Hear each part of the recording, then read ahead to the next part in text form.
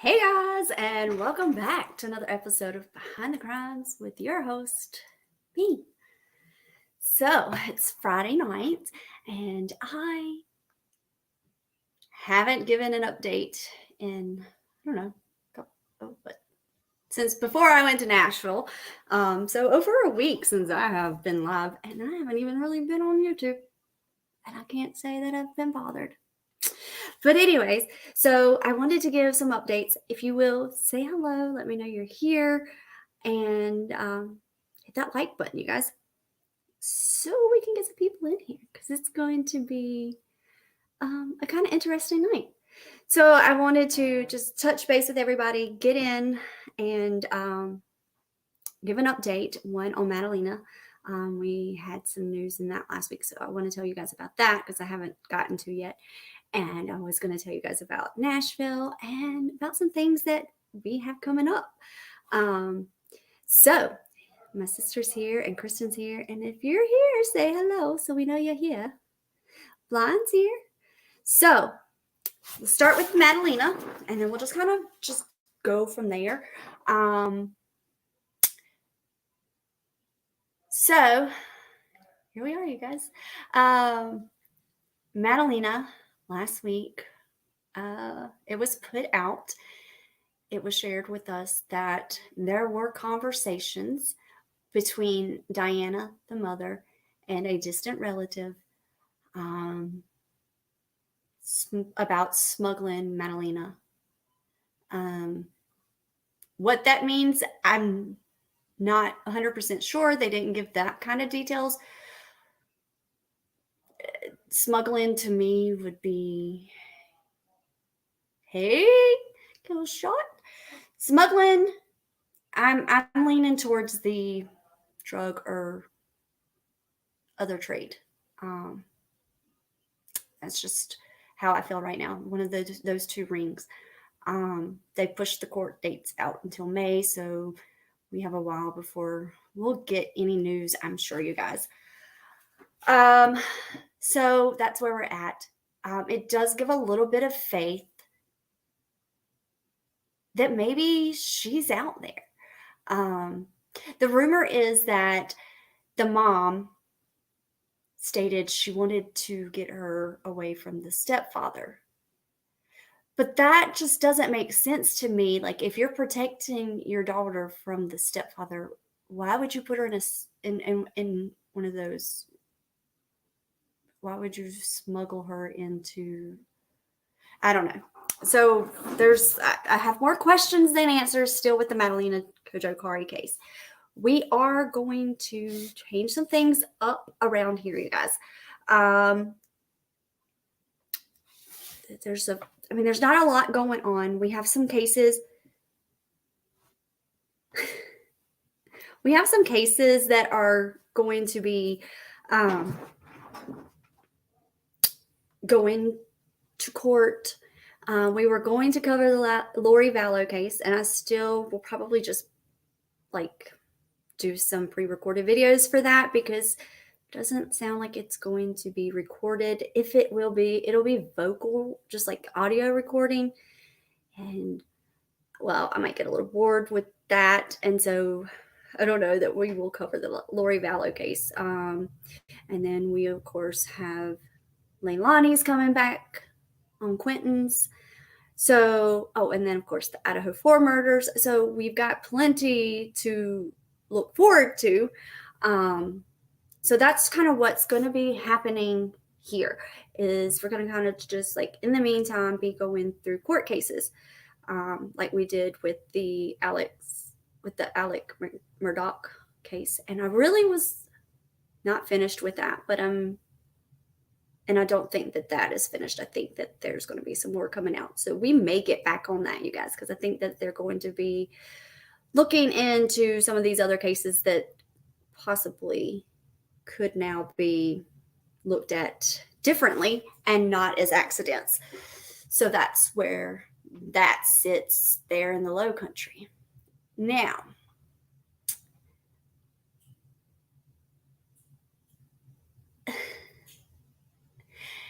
hey, Butterfly. Aw, I'm glad that it could make you better. So tonight is not going to be a long live. I just wanted to touch base with everybody and let everybody know that I am here and I'm okay, and that it's just been a lot going on and um, a lot of good things in the background going on. I'm good. I hope you are, Unsolved Cases and News. So, you guys, okay. So most of you already know. Some of you may not, but my close people already know that I am in the process of writing a book. I'm writing a book. Like, and I'm actually a little proud of the way it is coming along. And it literally started out as just a simple joke, and then it turned into actually being pretty darn great. And I like, my creativity is just going. You guys, I am already like on chapter 9. Yeah, I'm already on chapter 9, and I just started it last week. It's crazy. And it's just whew. So I will give you guys another little bit of a secret. We have a new channel. We have a second channel now that is going to be separate from all of this and is going to be all about the books, and maybe some special appearances, some friends from now and then. You never know who might show up. So I am going to drop that link, and you guys can go ahead and subscribe. It's not up and running. It's still a work in progress. The new logo will be here tomorrow, and then I'll change it. So it's all temporary right now. Okay. And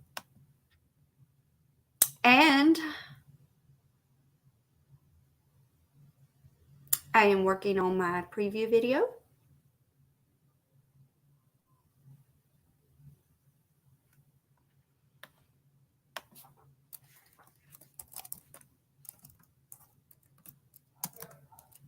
I can't spell.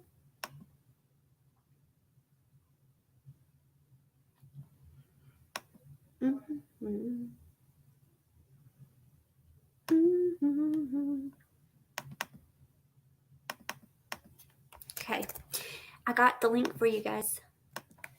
Okay, so there's the link to the page for books, and only books. That's just for books.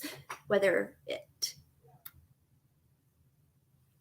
you're working on your OnlyFans, ooh, strictly feet pics. Yeah, no, I'm not. I don't have cute enough feet for that. So this book, this is the problem. Like so here's the issue with the book. I want everybody to read what I've already written. Like, that's the problem. Like, I want people to be like honest opinions. Like, but at the same time, I don't want, thank you. At the same time, you shaved your toes. What? Okay, sister, share your good news. Anyways, so, but at the same time, I don't want everybody to read it before it's finished. Hey, Miss Gloria. So you guys were my first peeps. You guys know that y'all have my heart. So before we really start sharing on the new page, I wanted to see if you guys wanted a preview. I know you're only joking, thank God. Oh, you're going to start a channel too? And I know what it's going to be called. So Casey's going to be doing some channel making videos too. So if you guys are interested in hearing a sneak peek of the book, put a 1 in the chat. If you want to wait till the book is completed, put a 2 in the chat.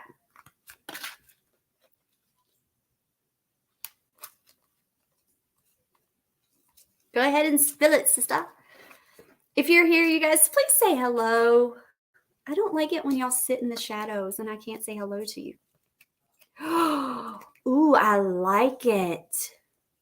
Kill shot. Yes. Hey, where's everybody at? Kursuma's in the house. Kursuma, we're just talking, and Sway's in here? I didn't see Sway. Man, if it just it's filtering comments.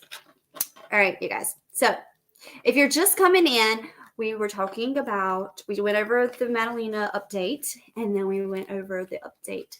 Oh, well, why everybody decides whether they want a preview of the book or not. I'm going to talk about Nashville because you guys want to know about our trip, right? You want to know about our trip. Do you want to know? Real Talk with Casey will be my sister's channel. That's a scary thought. So, oh, now I can see Sway. So there is a 1 or a 2 in the chat, you guys. If you want a preview of the book, write a 1. If you want to wait for the book to be finished before you hear it or read it, put a 2. Because you guys were my first peeps. So if I'm going to share it, I want to share it with you guys first.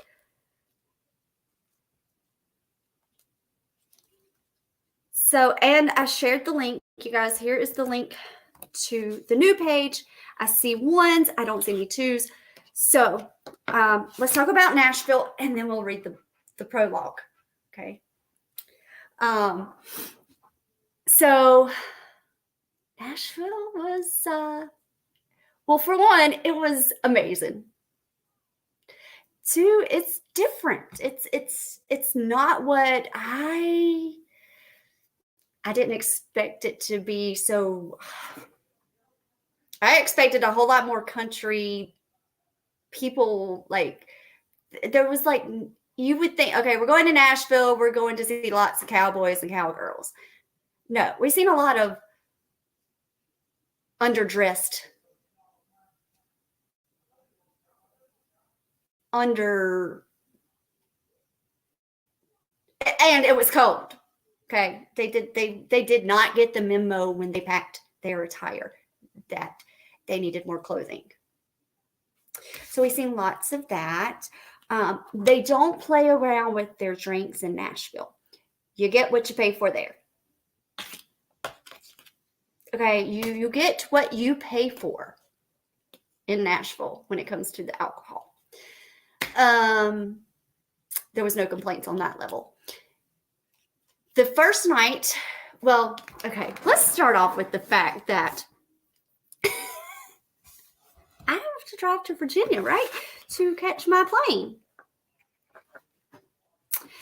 Before I leave, my plane is on time. I get to the airport, and my flight was canceled. And Kristen was on her flight. So here I am. I have to call my husband and be like, look, my flight was canceled. They're sending me a refund. It's in the email, but what I do? He was like, well, I guess you need to just call wherever and, look around and see if you can find a flight. And I'm like, okay, I can do this. I'm a big girl. I can do this all on my own. I don't need nobody's help. So I'm over here and I'm panicking and I'm like booking like all. So then there's one that says I can catch a flight in Charlotte with plenty of time, right? So I'm like, okay, I'm buying this one. I book it. I head to Charlotte. put it in the GPS. Nope, I'm not coming from home. I'm coming from Virginia. So it's a 3-hour drive instead of a 2-hour drive. So I'm not going to make it for that flight. So I have to call American Airlines and I'm like, look, I just booked a flight. I am not going to make it on time because I didn't realize. And when I told them what happened, they were like, it's okay, no problem. You know, we can just switch you, no price change. We'll just switch you to the next one. So I made it to the airport, but I didn't get in as early as I thought I was going to on Thursday. So I get to the hotel and Kristen's waiting. And I was just like, I'm not even changing or anything. Let's just go eat. Like, it's already late. It's fine. So we go to this place called The Row. And there's live music everywhere. Every restaurant, bar, it is nothing but live music. Some of them. No, I was not underdressed. No, I was not underdressed.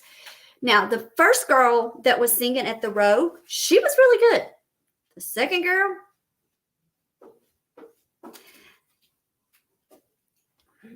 she was good. She was good. Don't get me wrong. But not good enough.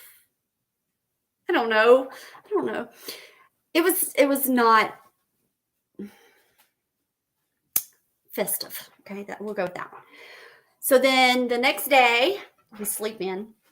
Of course, we sleep in. We slept in every morning. It was fabulous. And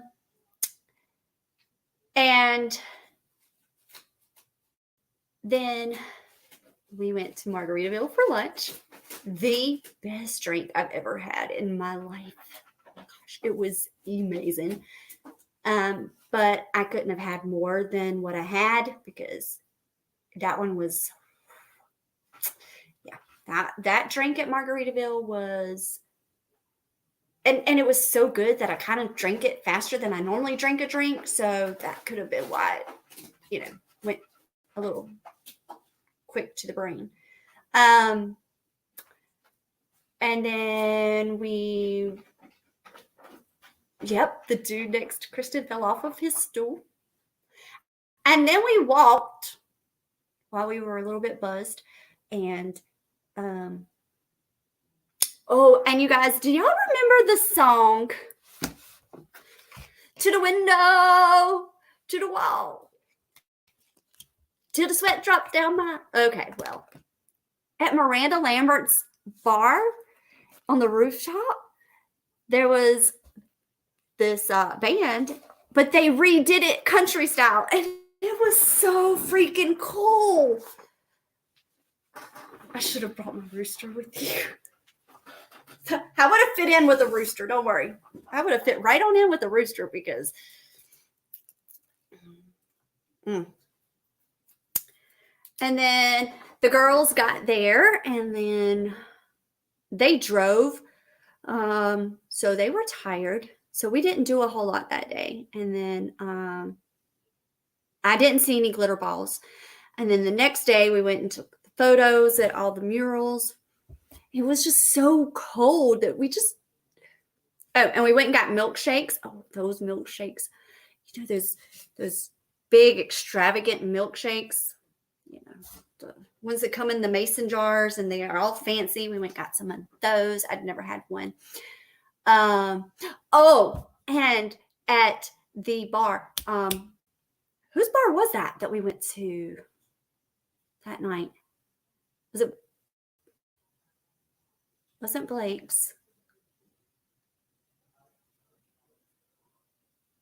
Jason Aldean's?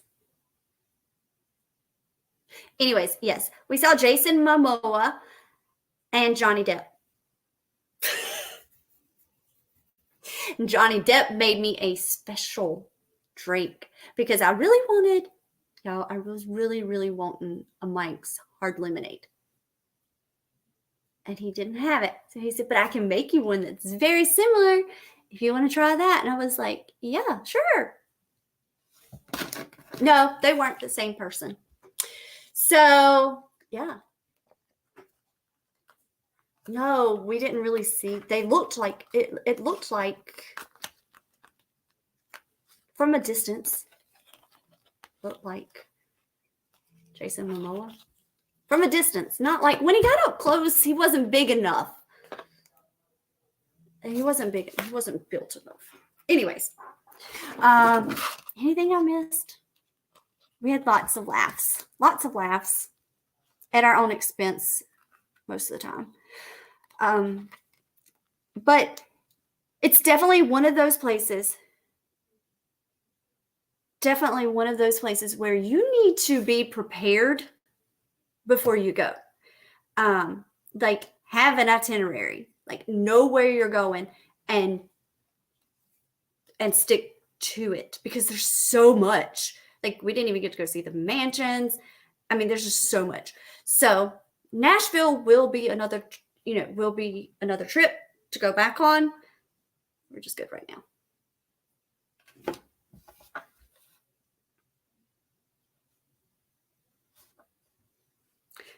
Not when it's cold. Do not go when it's cold, and do not go when it's a basketball tournament. Nope. Because everywhere we went, all you could see was a sea of blue because of the Kentucky team being at the SEC basketball team. And I'm like, is there anybody here besides Kentucky?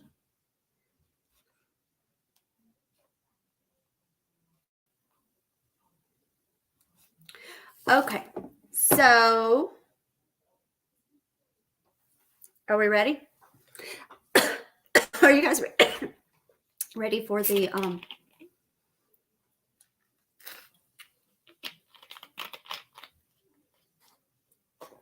everybody left.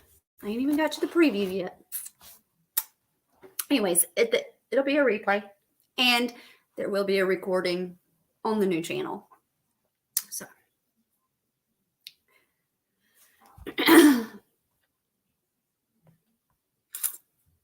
all right.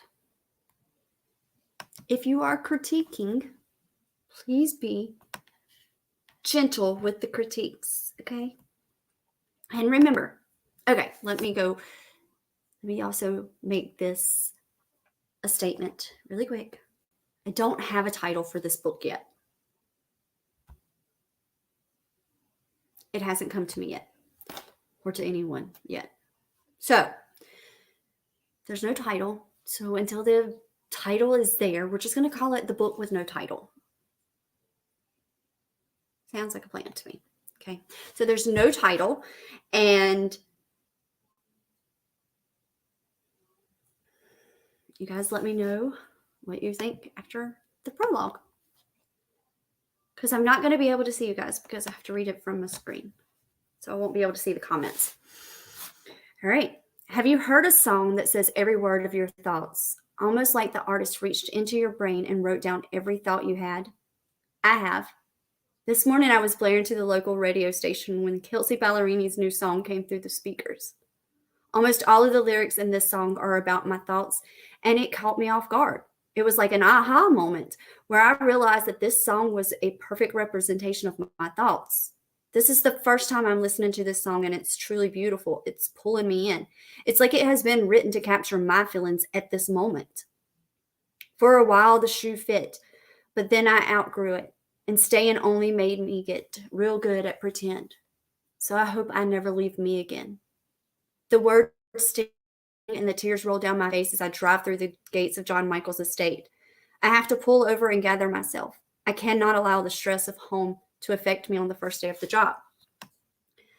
Life can be a roller coaster of emotions, and the years have a way of making us reflect and question our life choices. After 40 years, it is natural to feel that something is missing in one's life.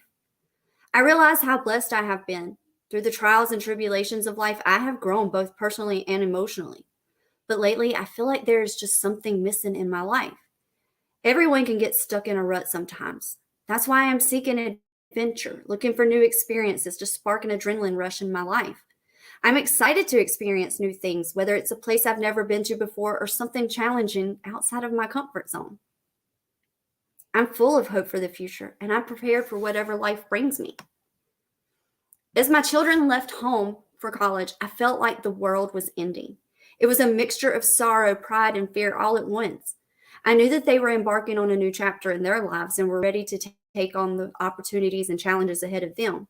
But I couldn't help but feel that I had lost something irreplaceable, the joys of watching them grow up right before my eyes. This transition may be hard, but it is important for us to trust our children to find their own paths in life, and it gives us valuable lessons about letting go. When the majority of your life is revolved around being the most devoted wife of the county's district attorney, making sure his every need is met, Robert Jackson, the town's handsome hero, the man I have sacrificed over 20 years of my life for. I have been the one who cooks, cleans, does his laundry, makes his lunch, makes sure everything is exactly how he wants it. It is my responsibility to keep this man happy. He doesn't appreciate me at all, though. I am just the one he barks his orders at, the wife who does whatever she is told. I feel like I am obligated to do what he tells me to do. I am always worrying about what he might say if I don't do it or don't do it right. I am the wife who is afraid to make waves. I feel like if I go against him, and that a fight would be bad for our family. Always walking the straight and narrow because I'm too afraid to rock the boat. With the money and the name in this town, I have to just accept that this is what my life will consist of. If I don't break this cycle, I will never do anything but sit around. Oh, sorry, guys, hold on. With the money and name in this town, I have to just accept that this is what my life will consist of. Hell no. If I don't break this cycle, I will never do anything but sit around pouring sweet tea in glasses at the church socials. I will never do anything but spend my days serving others and trying to find ways to help people. And don't get me wrong, I am passionate about helping others and making a difference in the world, but I was never the type of woman that thought she would devote every hour of her day waiting on a man hand and foot. I'm not saying I don't like cooking for Bob and taking care of him, but it is about that time in my life where I need to find who I am as an individual before being a perfect wife. Love is not about being perfect. It's about trying your best and understanding that even though you won't always get it right, there will be a day when you can look back and say, I tried. Love is a powerful emotion, but it is not enough to sustain a healthy relationship. Mutual respect is just as important in relationships, if not more so. Respect for each other's opinions and decisions, understanding of each other's needs and wants, and appreciation for each other's unique qualities are all key components of a respectful relationship that will last. Without respect, love can quickly fade away. Remember, respect is not a one-way street. It should be mutual and equal, and both sides should be willing to give and receive respect in order to make it work. Without respect, relationships can fall apart quickly, or in my case, take years. Bob's lack of respect for me is a difficult and painful reality to face. His words and attitude can be discouraging, but I have faith that even if he doesn't show it, he still holds some feelings for me. When it comes to relationships, love is not enough. Love is a powerful emotion, but it cannot sustain a relationship without mutual respect. Mutual respect means that both partners are valued and appreciated for who they are and their unique perspectives. It also means that both parties are willing to compromise and work together towards common goals. And by combining love with mutual respect, partners can create strong, healthy relationships that will last for many years to come. Respect is equally important. It's the foundation of trust, understanding, and communication. Without respect, love can quickly become toxic and damaging to both parties involved. Mutual respect is essential for any relationship and true happiness.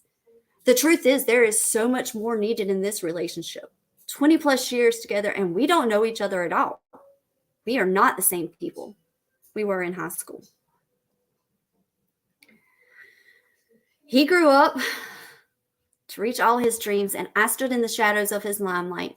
He worked his life away, and I was the one who did the dishes, who cleaned up his messes and got him to work on time. I was always the one who tried to make things better for him, but he didn't want better. He wanted what he had and what he could be happy with, even at my expense. I loved him the way I knew how, but it wasn't enough for him. Now it is time to find out who I am. And this decision has taken me too many years to come to, but it is time. This journey won't be easy, but it'll be worth it in the end. Learning who I am without him will bring me strength, joy, courage, and joy into my life. I'll find myself feeling more confident and empowered than I have ever before. I can do this. But first, I have a child to find. I put my car into drive and head down the long driveway towards the estate. This home has been in the Lanes family since the early 1800s. It's a beautiful sight with the trees lining the winding drive and a large fountain in the front courtyard. I turn left and head down to the gate where I stop. A man stands on my side of the gate, his face slumped in sadness. He looks at me briefly, then turns back to stare out into space again. The gates are locked, so I pull my car closer to see if he'll move out of the way before I get in, so I can get inside. As soon as he sees me, though, he moves away from the gate without speaking a word to me or even acknowledging me. My heart broke seeing the man with such sadness on his face. I am sure all of the hired help is feeling the pain of Abby's disappearance. They have all been here since she was born. Stepping into the house is like being transported back in time. You can feel the history of generations that have come before, each with their own unique stories and experiences. The intricate details of the architecture, furniture, and artwork all tell a tale of its own. With each step down the hallway, you can almost feel time standing still as if it were just yesterday when these walls were alive with laughter and conversations. This house has a timeless charm that can take us back to a different era, an experience of its own kind. Its true beauty lies in its ability to make time feel like it is standing still. One where we can appreciate the past but look forward to a brighter future. The Lanes estate has always been a beauty mark of the South. The history of the estate spans back to the early 1800s when it was a flourishing cotton plantation. Many years of laughter, tears, and memories these walls and grounds hold. Secrets of our ancestors hang in the shadows. A cold chill travels down my spine. I turn around to see him standing there, staring at me. My breath catches in my throat. I'm unsure of how to react. I have never seen a man with so much confidence. It's almost like he doesn't even have to try. It just comes natural. Nice to meet you again, I say slowly, not sure of how to proceed. I take a step back and try to think of something to say, but nothing comes. What do you say we get going? He finally speaks again and takes a step closer. We've been waiting for you. Mr. Lane refuses to speak to us without you. He heads towards the sitting room, but not before making a sly comment. By the way, he says, the Stepford wives called. They want their shoes back. Don't be so sure, I said. As he opened the sitting room door, he threw me a questioning look over his shoulder and vanished into the night room. I walk in behind him, trying not to notice the great view, but the man does have a sexy walk. I walked past the sheriff, drinking a fresh brewed cup of coffee, to John Michael, wrapped my arms around him. If I could take the pain from my friend right now, I would, but I can't. He looks at me like his life has shattered. I promise you, we will find her, John, I say. I will not stop until your beautiful little girl is home safe and sound. I will leave no stone unturned. I just need you to stay calm, answer any and all questions to the best of your ability, and if you think of anything that might be of any significance, let us know immediately, okay? I say. He nods his head. That is all I need right now.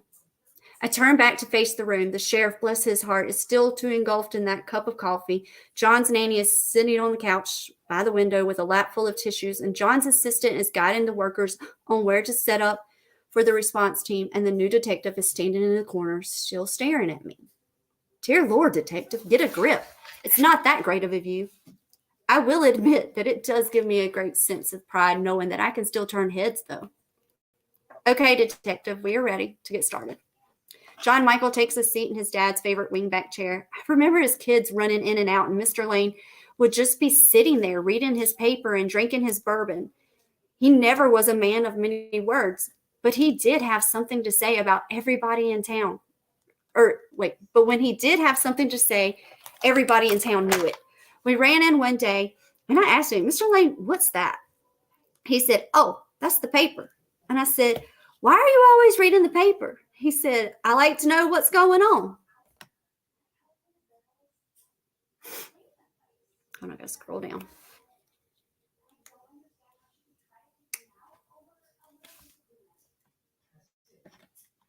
The paper is always covered with news of murders and politics, Mr. Lane. Why don't you read a book instead? Oh, and did you know that they have a page just for dead people? That is weird.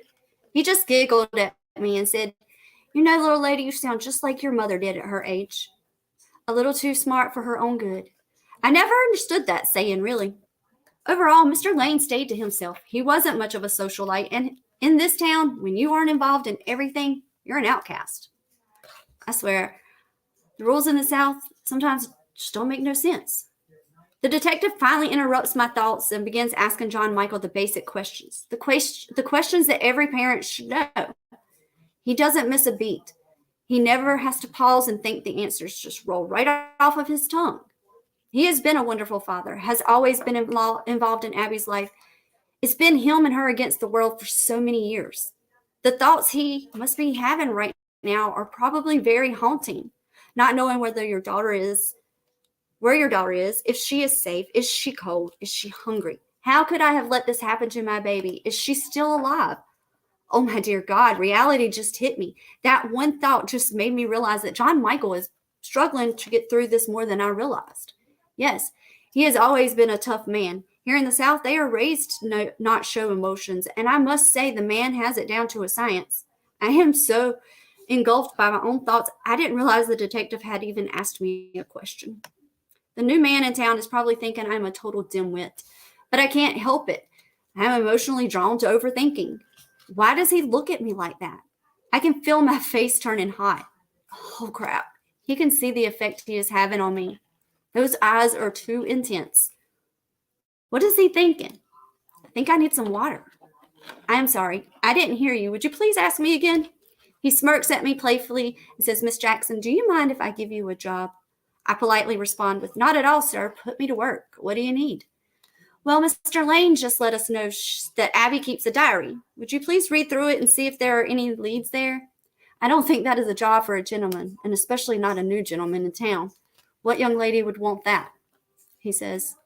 To be honest, detective, I am not sure she wants anyone reading her personal thoughts, but I will definitely take it and read through it, and if there is anything that could help, I will be glad to tell you and the sheriff about it. We are wrapping up the questioning when I asked John Michael if he knew where the journal was. He tells me where it is located in Abby's room, and I excuse myself to go fetch a diary. As I walk into Abby's bedroom, the sunshine is shining through her bay window that her daddy had put in for her 13th birthday, so she could sit and watch the horses as they gallop into the sunset in the evenings. Abby would brag about that birthday present for months to anyone who would listen. Her room felt fresh and airy. The simplicity of this bedroom was like something out of a Southern Homes magazine. Hell, John Michael, what did you do? Hire Martha Stewart for your interior decorating style? Because this is not the work of a single father at all. It smelled like a teenager's room. 1,000 bottles of Bath and Body Works sit nicely on a bookshelf. That, my friend, is a lot of money wasted. You will never use all of that body spray. And I don't know whether she is very OCD or the nanny cleans up after this girl 24/7. Her bed is made. Wait a minute. Her bed is made? I grab the journal and I run downstairs. I find the sheriff on the front porch talking with one of the other officers on the scene. But where's that new detective? Sheriff, I hate to interrupt, but do you know where Detective Ryder went? He answers, he went upstairs to see if you need any help. Oh, I say. I must have missed him. I walked back into the estate and slowly gathered myself before continuing my hunt. I head back up the stairs, and just as I reach the top, he rounds the corner and does not see me until it is too late. He bumps right into me, and I stumble backwards. I land on the steps, and he lands on me. Sorry, he mutters. As we both start to get up, I reach out for the handrail and steady myself. He follows my lead, reaching for the same railing, but I pull away from his hand before he can grab it. He lets go of the railing and backs up a few steps. I didn't mean to startle you. I was looking for you, he says. Well, I say, as I gather my attire that has all but taken a fall as well. Here I am. You found me. Ouch. That is going to leave a mark, he says, as he touches the bruise forming just above my eyebrow. Other than that, are you okay, he says. I think so. Nothing feels broken or out of place, but that definitely hurts as I grab my head. Let's go take care of that and then head out for the day. I think you had quite an eventful day for the first day on the job, he says. I follow him to the kitchen where he makes himself at home. Okay, maybe not. He turned to look at me and says, wow, I have never seen a kitchen like this. Are there any normal kitchens in this town or all this massive? No, I say. I take a seat on a bar stool. My head is hurting. He wants to talk about kitchens. Really? All right, the detective says, we need ice, rag, or first aid kit. Maybe I should just call 911. No, I yell. We don't need the EMT. I am sure you can find a bag of frozen veggies in the freezer, a rag or towel probably in one of the drawers, and I'm sure there's a first aid kit in the pantry. I can feel him staring at me again. I just can't turn to look at him. This is embarrassing enough. I don't need to blush for him again. Finally, he speaks. Okay, so tell me, which one of these is the freezer? What? I look at him and he looks lost, like he's in a foreign country. Detective, I say. And he looks at me so shyly, so innocent. You really don't know which one is the freezer, do you? No, he says, and I don't know why there are so many of them. I hop off the stool and open the freezer, grab a bag of frozen broccoli, begin opening drawers till I find the rags, and then I walk to the pantry, open the door, and I can feel him following me. He reaches behind me and flips on the switch as I'm reaching for it. Our hands touch for only a brief moment before he takes a step back, his breathing coming in shallow gasps. I watch him as he continues to watch me, his eyes roaming over my face and then down the length of my body. I'm sorry, I say again. I didn't realize you were there. He shakes his head slightly and then steps away from me. No need. He opens the door for himself and disappears into the house without another word spoken between us. I stand there for a moment longer before grabbing the first aid kit, turning off the light, and leaving as well, closing the door behind me quietly. I just need to find some Motrin now. I walk to the bathroom on the first floor and open the medicine cabinet and pray for this to be the right location. Yes, there it is. I grab the bottle and head back to the kitchen. He is standing there waiting on me. He has everything prepared for me. I sit on the bar stool and face him. Please be gentle, I ask. It hurts. Oh, I'll be gentle, ma'am, but only this time. Wait, did he just say that? Am I hallucinating? Do I have a concussion, a brain bleed? Do I need to call 911 myself? What the hell, Lennon? Get it together. He didn't do anything. I watch him as he slowly places his gloves on, making sure he gets them right. He nods to himself and then looks up at my forehead and says, Are you ready? I give him a thumbs up and hold my breath. Does it need stitches? No, I don't think so. I think we can handle it with a butterfly bandage. Will it be bruised? He says. Yes, it will. Sore for a few days? Yeah, that too. No, don't worry, your beautiful face is still intact. I throw a quick mean mug look his way. Hey, he says, I'm just trying to be a gentleman like you asked. I grab the bag of frozen broccoli and place it on my forehead and say thank you. No need, he says. That's what partners do for each other. Oh, crap. Speaking of partners, snap back in here, Lennon, I tell myself. Detective, can I ask you something? Yes, he says, if I can ask you something in return. I look cautiously at him. That's not exactly... Oh, never mind. My head hurts too much for this. Deal, I say. I think we need to really look at the timeline again. What time did John Michael say was the last time he saw Abby? 9:30 p.m., according to his details, he says. Okay. Then I ask, didn't he say she was already settled in the bed? Yes, he did, the detective replied. In return, I ask, but he also said when he went to wake her this morning, her bed looked like she had been in bed all night. Yes, ma'am, the detective replied. Then why is her bed made up? Do we need to ask the nanny? He doesn't say a word, just looks at me. Finally, he says, yes, we need to ask the nanny. We need to know if she made the bed before we arrived. I'll go talk to her, he says, as he's cleaning up and putting away our mess. He pours me a glass of water. Surprisingly enough, he was able to find the glasses and a water nozzle on the fridge. He hands me 4 Motrin and tells me to stay there and rest. As he walked out the door, my heart fell to the ground. God, please let us find her. More importantly, Lord, let me keep my bearings around this man that you have brought to this town. All right, little lady, let's get you home, he says, as he strides back into the kitchen. Sounds like a good plan to me. When I walked outside, I could tell the sun was setting. The sky was orange and purple, and even though it was a warm, almost spring night, the air seemed cool on my skin. The spring air seemed like a vice tightening around me as I walked to my car. He grabbed my arm gently and said, Nope, no ma'am, you aren't driving. He opens his car door and tells me to get in. I am not. I am driving my car over there home. Miss Jackson, you are not driving that car over there. I am driving you home. Sheriff Knowles orders, ma'am. I'm the kind of person who prefers to make my own decisions, and I don't like it when someone tells me what to do. As I take a seat, he says, buckle up, and walks around to the other side of his car.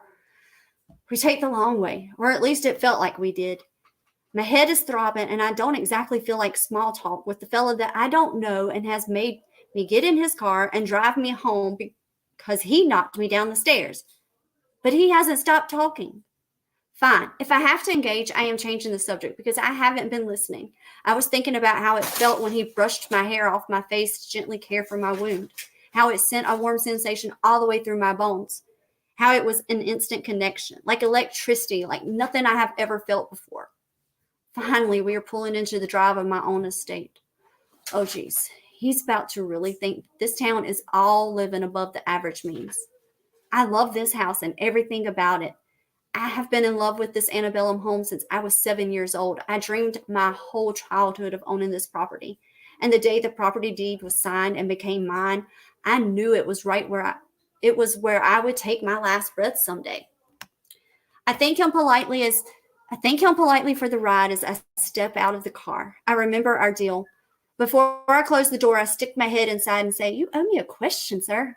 "Right," he says.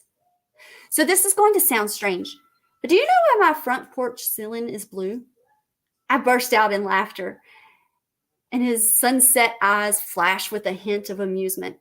"Detective, I see I have a lot to teach you about the South, but tonight I am exhausted and my head is killing me, so can I please have a rain check?" "Of course," he says. "I will check on you in a bit." I close the door. As I wave goodbye and head inside, I remember I have Abby's journal and a job to do. I hold the book in front of me. I open the cover, and the words begin to grab me and pull me in. Dear Lord, please let there be some answers in her thoughts and words.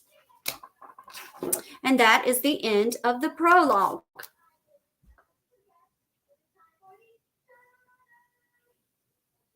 No, I'm not going to OD on 4.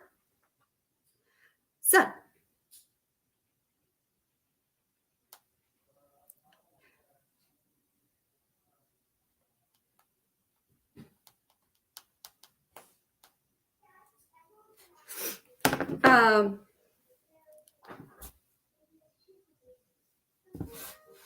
Kim, a lot of people don't get them.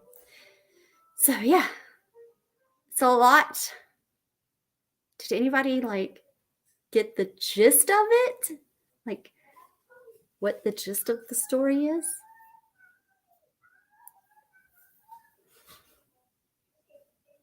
And some.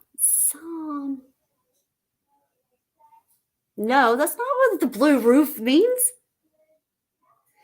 Wait. Who knows what a blue... Who knows what the blue roof in the South means?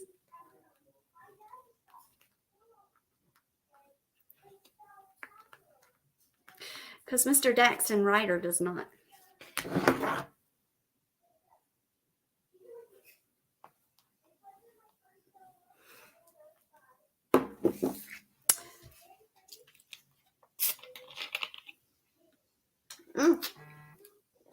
What's it mean, Kristen? What's it mean?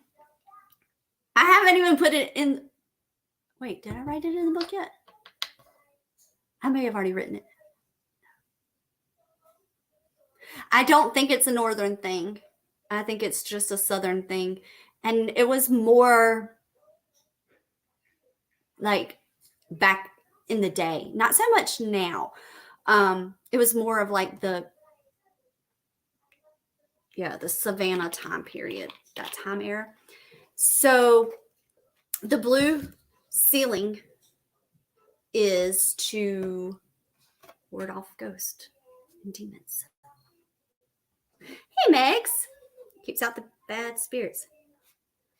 So I said this wasn't going to be a long one, but we did take almost an hour. So you guys, nope. I mean, my front porch ceiling has never been blue, but I've known about it my whole life because my great grandmother's was. Moon Kitten, like, I would have thought that, like, mostly like the Georgia, Savannah, the New Orleans. No, it's not the roof. It's just the ceiling. Just the ceiling. Like the ceiling of the roof of the porch. Yes. Don't forget to sub up to the new channel. And that's where the book stuff will be. This is the first book we are starting on, you guys. Daisy Jones and the Six. I went and got it today, and I will tell you why I got it. It has been on my list forever. I don't even know how long, but it just kept getting pushed down. But it is out as a TV show on Prime Video.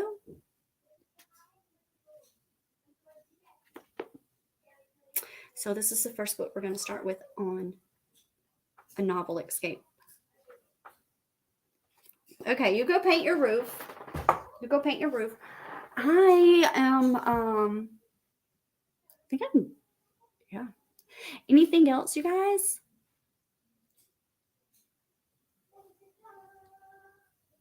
No.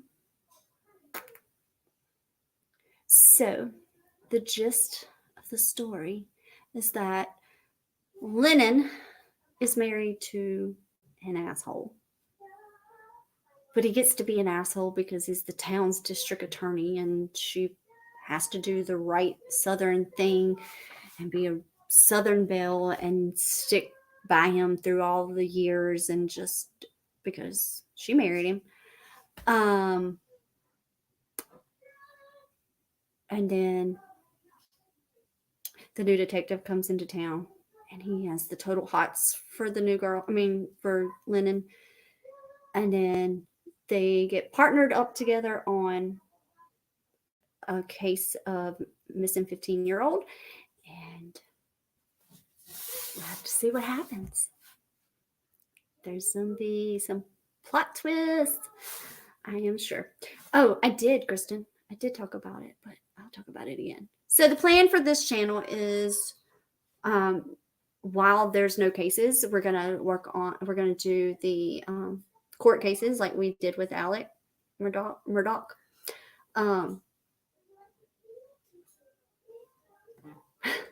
Moon Kitten, I will sign a copy for you. You don't have to worry about that. Oh, yes. But so we will just do, because I don't want to devote all of my time and energy to YouTube. So it's not going to be as much time on here. Sorry, you guys. But I mean, especially with two channels. But I will be collabing with all of my friends, so don't worry. I'll still be around. I will still be giving you guys all the goods when it comes to the true crime stories. I'm not going nowhere. We are staying right here. The BTC family, we just added more to our plate. Because, I don't know how to do anything small. I got to go, like...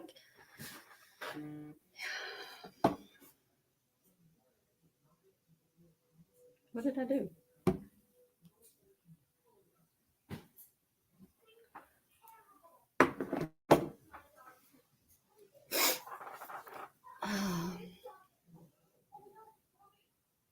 All right, you guys. Thank y'all for being with me on a Friday night. Is anybody else going live? Let me know now or forever hold your peace. Because if y'all aren't, I couldn't take my bedtime medicine because I didn't nap today. I didn't get to nap.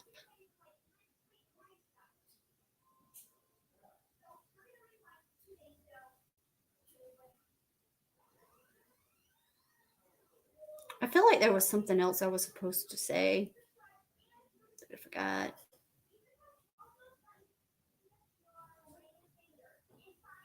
Anyways, there's that. All right, you guys. I love y'all. Oh, thank you, Kim. Oh, thank you, Kristen. All right, you guys. I love y'all, and I will see y'all on the next go around. You're going to the club. Have fun.